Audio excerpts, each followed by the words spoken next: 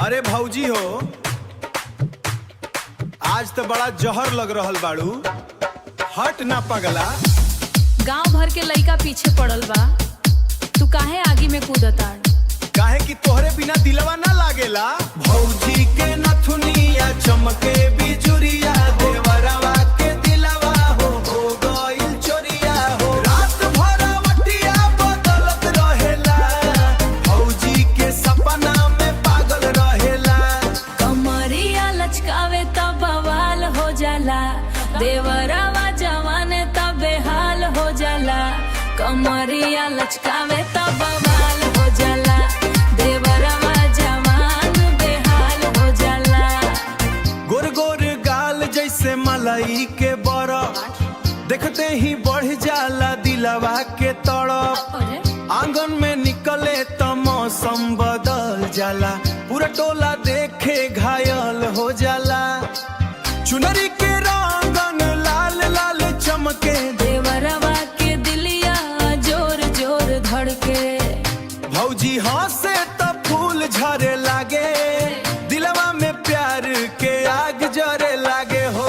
भौजी के नथुनिया चमके बिजुरिया, देवरवा के दिलवा हो गइल चोरिया हो। अखिया के काजर मारे लवार हो, देवरवा के हालत खराब हो। सावन के रात दोनों के जोड़ी लगे जैसे बन गइल प्रेम कहानी।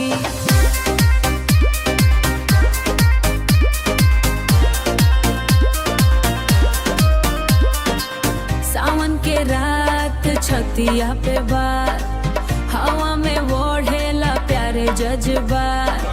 देखे सरनामा जाल पीले पूरा गांव।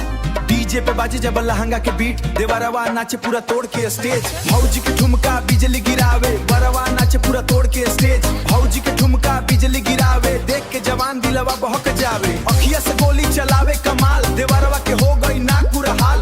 गाँव के छोरा सब जलन करे, भौजी देवर के चर्चा चले। बरखा में भींजत रहे दोनों, दिल के बात समझत ना रहे दोनों।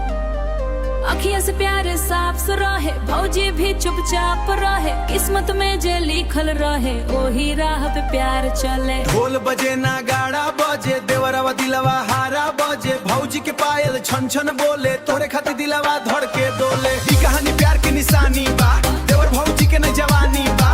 दिलवा में बसल तो हार नाम, जन्म जन्म रही है प्यार के शान। देवर जान से भी ज्यादा, भौजी तो चल अब डांस फ्लोर पे आग लगा दे।